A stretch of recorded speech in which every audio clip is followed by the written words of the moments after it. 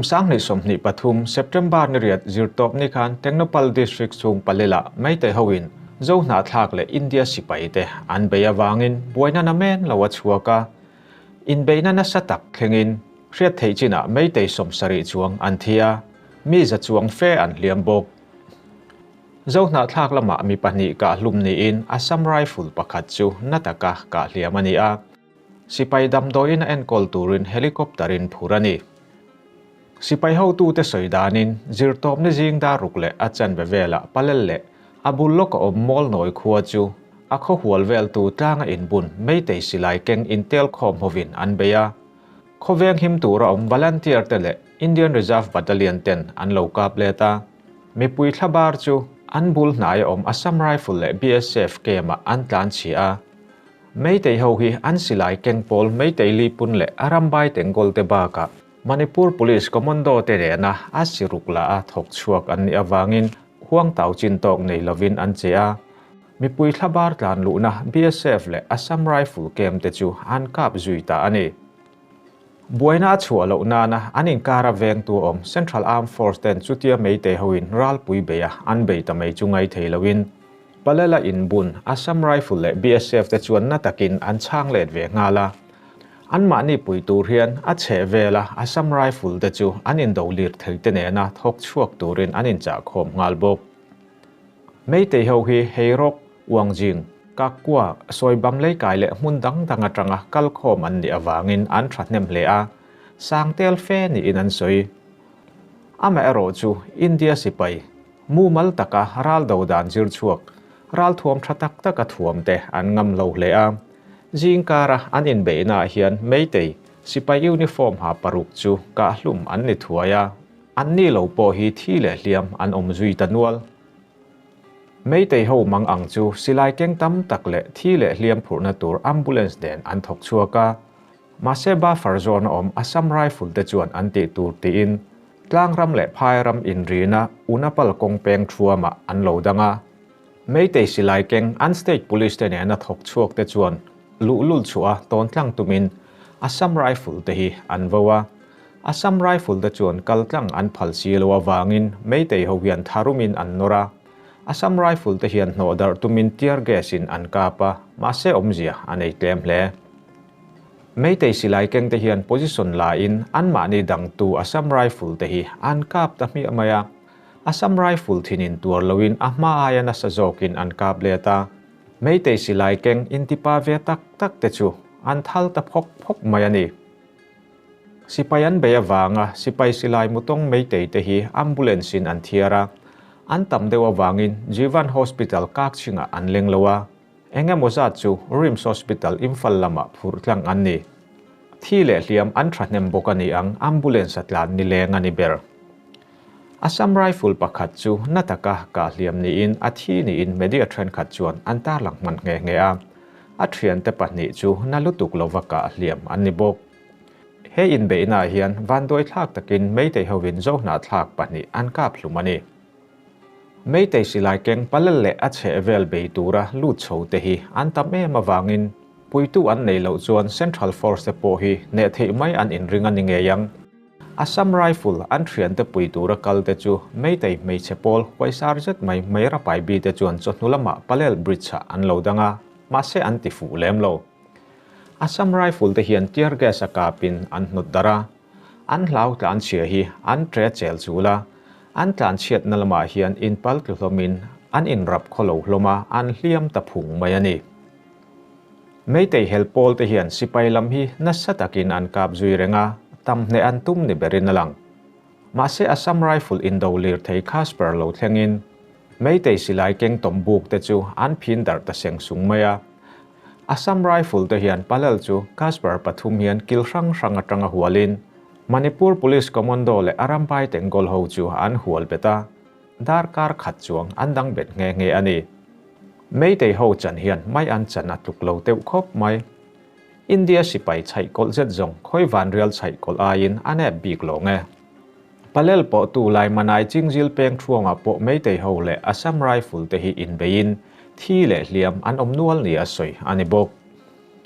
zirtop nia an in be na hian mei te silai keng sang rol te hian palel khuwa zona thak te chen na in som ni vel an hal sak thova in dang an hal zel turero an veng theya palel kho chung in pakhata arambai tengol le an thian te tomru te chu zona thak ten lu chuakin an tring min dial ni asoi ani bok anin be na mun palel hi thingtlang kholian le moi tak in zariat somkwa pathum omna ni in zo na thak mei te le naga te an cheng hawa kumin mei ni thuma tlang mi le phai mi te inkara buaina achua po khan buai velowin in ngei itaka khosak ho zel an thlanga ma se mei te hovin bein a khomi ten an kara remna an siam hi an ti chiat sakta ani September riata palale ache vela in be na thlenga wang hian chiang taka riat thei china zo na thlang mi pan in nunna anchana Assam rifle pakhat chu nataka ka hliam ni in pahni chu nalutuk lovin an hliam bok meitei lam hi an in chan na sa hle a thu thar pera chuan chin chhia thei chin tunge an ni fin fia thei mi somnga panga an thia tunge an ni la fin fia thei chi alo te nen chuan an va in mi som sari an thitling nge ya hliam phei chu an thranem hle Jivan Hospital kak chinga ringot po hliam za chuang omin hetaleng lo hi imfala urlu an ni a alo bera mi za somnga vel chu an hliam ngei ni in alangani September ni riat vek hian leima khong area mei te khuwa kotruk le zo na thak khuwa bethela po in be na thlengin jingdar so matangin tlaidar nga thleng anin beya hriat thei china mei te pakhatin nunna achana hliam anom nual bok zo na thak lama thi le hliam an om hriat ani lo tu naya thapui thoa fe chuak mei te te hi an chan a che thei le a September ni ruka Bisnupur le Churachandpur in rin a Central Armed Force Duty Post thria sak tuma fe chuak mi sing chuang zinga somruk vel chuan hliam an lo tuar to ani kha Meitei Polian Ber Coordination Committee on Manipur Integrity ko committee a hriat lar chuan tlang le phai in rin a mun National Highway a Army ten Duty Post an siam chu kan hriat don ti in thurum tak an chak chuaka Kuakta muala tranga injar phartranin mi pui thok chuak lir thei kong sir ton tona an hun hian KM nga do na o hialani ma se si paiten phungak chawi khaya an lo danga torbung bangla thlen chho ngei tumin security force te hi an nora por takin ro rel ma se an ma the chu an nu ho mera pai bi te bok an ni le an duty post thria tum tu te hi sipai te chuan no dar tumin tear gas le smoke bombin an lo ma chona anin ti huai te reng nen an tre dar huk an lo chho na lampana tlan chiat an tum chu anin pal thlutarem ruma mi sing tel pung khom tlan cheta chu anin chil rep ruapa nak ru tliak le ngal ru tliak anin sul bel tonoka hliam tuar mi somruk chuang chu Bisnupur dam doi ina dalu ani ta hialani kha tukindali le chan vevel atanga in hor khom tan niam te ho kha hi palel kan ti kha Technopal district ania i morekal kong mo khami muna khanin i tam deuh anne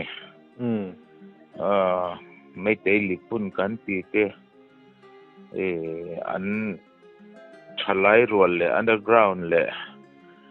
chuan an commando ho po kha khan nia ma se more kong an thil tumber chu khikilaya kan una ku ki ho khwa enga mazat om kha va bei an tum chu ani in alanga ma se security ho kha khanan lo ria kong an lo dang ta mo an lu thei loklawati khanan ti buaya enga mo chan kha anin nang buai ta ma seng position an la mai te ho khan silain ron met po ta chuan ke ni azon na tlak tlangwal rol po kha duty anam ve thawa ma sengin army ho khan Assam rifle ho khan an ron kala aron ti ma satu an nia nang ni chuan lo bei mai lo ula ke nin kan lo chang le tangen tia mo ti khan an ron kap ta ka wang khanin army ho po khanin silai khan han pet po ka tu silai chuan Assam rifle pakhat khan ron kap puta mo amuna khana thia tumi thin rim chuan Assam rifle te khanan kap let ve ta nin beina sak kho pat na satakani mấy tế hồ bộ kha azarua la sang rua lan niamo anh tâm khop mấy silai chỉ sang nên khanen anh ron beya mà sengin army ho kha anh trăng về na sak khopa chuan khami Assam rifle ho ron tan pui tur ron kal konga khanin mei che ho khanan an dangamo ti khan nu ho khanin nu ho po kha tam tawan oma ta khanin an ma sengin Assam rifle ho po khan chang na save to khopa thi an tam khop maya azat chia hi siat ani lawa a then hi chonin somsari velan tiam ma se chiang fak hi chu kan the thei lawani anin phur thuak na sak khop maya aliam pon tam mai hospital kakching lama hospital khan an leng to lawa Imphal lama khanan direct kamo zual engemaw deuh te kha chu a thi po kha azat chia sei theilo mai lan tam viaw aniang thei top chuan ti khanan in beya kha palel vela ke mani zo na tlak in claim engemaw zat kha chu an hal man nin kan thia somni chuang vel chan hal man ni om takani an buai renga klailam dan ni le chan ve thleng kha chuanin anin bei chu ni amo chu zo na thlak lama te khan nun na chan an om ni te khan an suya pakhatina cha pakhat kan chan ve ni tlangwal pakhat kan chan ve amo pathian zara midang chu tianga liam le tura khatianga na em han liam ti po kha an chan chin hi kan thai lawa mo chu om dan chu ani thlang puya in beina chu anasak khop mai engtin nge kal zel don siat ani lo tu da po khenin in nek na chu om renga mo ma seng army ho ki chonin an la dang bet 3 chu ani ya chuan army ho ki engemaw deuh po lo ni se kan volunteer ho po khin ral ring na sak khop to mo ron kal thlang po ni se kanin beina sale ang karing chu siang vel chu ani suknu an thunun tata wang khan kongpa ngai kal mai thei khan ni lo atiro suknu lampang kha an thunun ta ka wang khanin he ta ke mani Churachandpur district ne na hanin thlo po na kha hau tak deuh hleka mo run dung kha longa kal te nga ya mo reinforce boy thak don ani mo chut mi ni chuan reinforce si a boy thlak han tila chút tiếng em lướt tục cho nên chóng lâu mà xem reinforce tour bỏ khanin cái mà ni dấu nát làเขาvolunteer hậu khan chút tiếng tắc chọn kanin ka pui lo mo tu na hian Assam rifle nen khan ni Assam rifle army hậu khanin an phal lo wa an manin an lo be to ne mo với này in cả nó khát chú Assam rifle này nó mấy tay hậu in cả pan ni đâu bề này report trend khát hian lấy mặc khung lama khan in be na thấu ni te khan an tar langa kha chút tiếng lút tục cái này lâu chú ra chan pur làm po rồi lút anh tụi mình tia mới rang là mà khan anh hol ko mình tia mà xem anh rồi lút trong lâu tuần lăng như cho nên mo kan malam chú soi thấy này lâu thi po hi an tam viau mai thấy chuan aliam po hi azaru ala niamo an tam le niang voi nami chumo ami thinrim vel khan enge an naron ti don ti vel kha chu malam thilani ta khoi muna nge eng tin nge ti vel kha chu kan en ral ring le chonga ni in hiam list kan han en khan in paper an zia china khan mi somli le pakok ming khachu ka mu amo ala khatia an zia ba ka khan hliam chu an la nual don ti na ni mo hliam hi hospital pakhat mai ani lova mo kami kapching hospital khan an leng talova in fallama khan in an thur ho na sa amo chantin ka hiat dana kha chonin a hliam kha za chuang an nin ti ani don thi kha thren kha thian som ni chun tlingang te khan ti ta ma se an tam khop mai ti kha ni hiat dan hi chantin kan hiat dan hi a in rual lova chuan ama kha chonin claim te chau som pani vel lek khanin an ron soyamo ma sengin antua khanin somli an thling to en tia tuna lasa khachonin adikang em ka helova information na nung ber ka mo chan som sari le ti velan nin tia mo an in chan tam hle mai al ani le Assam rifle reinforced tur mai ra pai bi hoina an dan kha an dang tuan thayem atuna chon an kong kha atlang vekto chon kita make te ho an volunteer le ram noi mi ho position la na tlang khamo kha po kha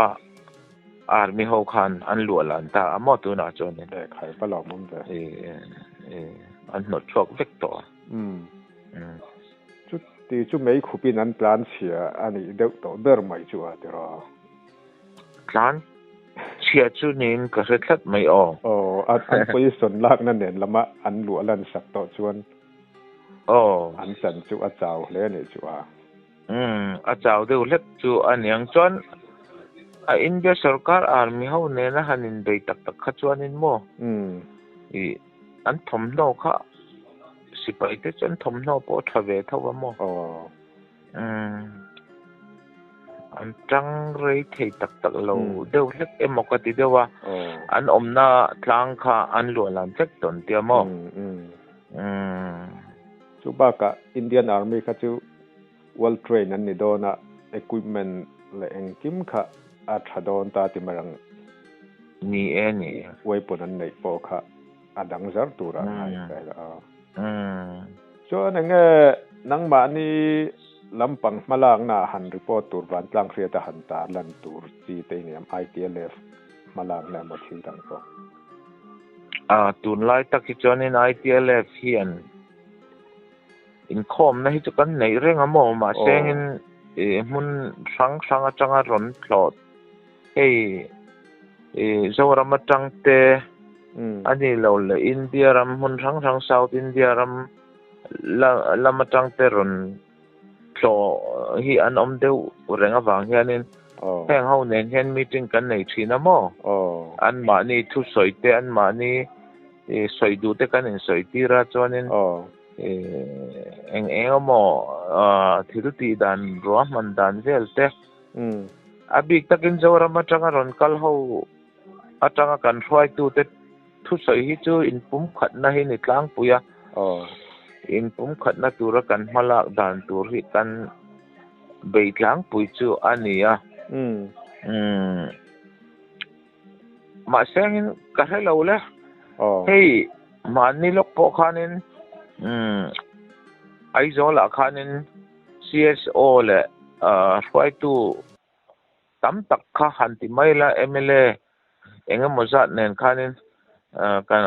kan central way me ho tenen khanin chut ko min engem mo kha an soya chuta chuanin tun buai chunga hanin address na tur tiang deuh khanin zo United ti kha andron siama kal tluang thei angem kal tluang thei lo angem ka threlawa mo keini pohi manipura om ho pohi boi tlak na lai kan neya adik chia chuanin keini hi amar tong phang ho hi han ti mai la amar bik te hi om lo thei lang chuanin hau tak le mai thei ni aku ki hi mana tanga manipura non naga tribal ho zong hi ku ki stia an lo vua to an lo ko to ni wang khanin ku ki ming kha Central India record dana nia kha wang khanin aku ki chu an tam hle lo na in ku ki le mei te kha anin do thirani ta amo aku ki ho khan an ma ni ku ki ming han not re emo han pai bo emo kha an ril ru kha nuwa man ti zan lo nin ka ria mo hetiang vel hi kan boy puina sa amo ke ni po hianin ma se ma chu kan son zela mi hring ral do na le enge ma vela hi chuanin kan in thurual lo ani lova enge mo mai te hi ni amo kachu ni etro ale la maral thumun nei chuan in pum khat na te po aron thenanga te ro tian boro kan kalje an ron tlenga ke ni po hi hei tu na po hianin abik tak chuan in siat tho kha hei eastern side kha ke mani mar lam khanin kan cover ne ma boundary kha eastern command atiro eastern command kha ke nin kan command na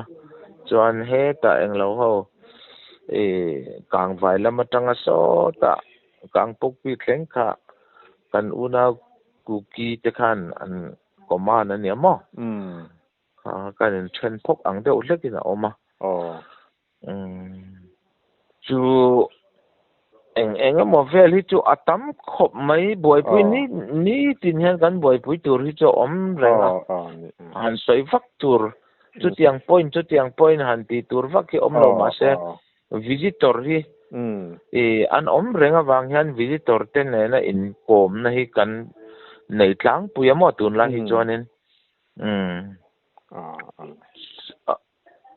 abik taken hei ke mani omna big langza area ti vel le heng kangwai area tak ai chuan tun lai tak hian ni enga moza thi in ka na hi an re deuh hlek awang hian in mo hi ani le tuna an in be na hi eng command area nge tuna anin beina himot